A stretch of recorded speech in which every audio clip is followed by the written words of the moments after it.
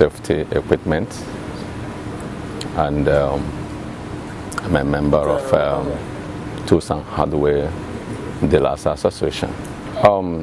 The reason why I'm here, I was invited to come and receive an award for our performance. One, formerly we were Tools and Hardware, we're in Agarawu, Lagos Island. So at a point we said it's better we'll move from that area because it's too crowded. The noise there, the hoodlums, what we're facing there is not just what anybody can bear. So we now, even previous administration wanted to do it, but they did not succeed. So we now, when this new administration came on board, in the name of the chairman, Chief Jude Obika, he was the one who initiated it with his team. They now came to meet some of us who they know that we can do something at least to support them financially so that they can move the market to Aspanda. So we did all we could, all we can do, by the grace of God, not by our own power. So, and I think that was what results for us to the organization, the trade fair management now decided to reward those who have done one or two things for the organization. I mean, from Agarawu to a trade fair. Wow! I don't think is uncomparable because in this place in Aspanda, you have free movement.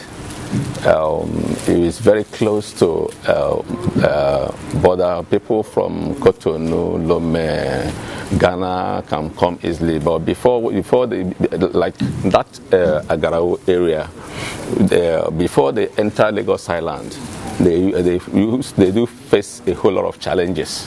So, but now is closer to them. Now is accessible. Now a good environment, you know. And I think is good. That was why we even try to see to the end of it, because I believe that this place is better. Manufacturing here, before you talk about manufacturing, you still have to consider the area, the environment where you are. One, we need a enabling environment for us to manufacture, or for anybody to come into manufacturing. One is electricity. Secondly, a good road, and the support of the government.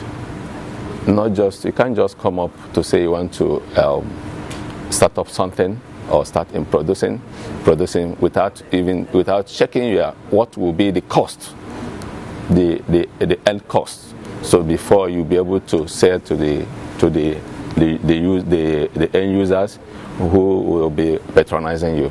So I believe if government give us a enable environment to put up factories, I think is a welcome idea. My advice to them is that whatever anybody is doing, is better you bring it down to Nigeria, so that start producing, sell. It will be closer to your customers, those who are patronizing you. So I believe is a good one for us to see a way to start manufacturing. One, capital intensive, not everybody, but anyhow, even if you cannot do the bigger one, you can still start from the small scale. What I think that is challenging in doing business in Nigeria is the challenge we are having is I don't think they are giving us a noble environment to operate as businessmen, because before you be able to do business, one, if you are importing, you have to do the needful for you to import. Then if you are importing and maybe the tariff is higher, like this border that they closed now, they said, okay, it's benefiting Nigeria. I know it's a good one. Do you understand? For us to, even before now, I have been asking asking people, can't federal government do something that will help the masses, most especially the businessmen? Because if you import goods and the tariff is lower, is considerable. You know, if you pay your duty, bring out your goods, you'll be able to sell at cheaper rate, because it's a competitive business. If you import, I import, then you will see that everybody wants to sell. Then by so doing that, the price will come down. But if it's too high, if the tariff is high, we won't be able to. If the same thing applies to those who sell locally, or maybe sell retails. If you didn't buy well, you couldn't be able to sell at a cheaper rate.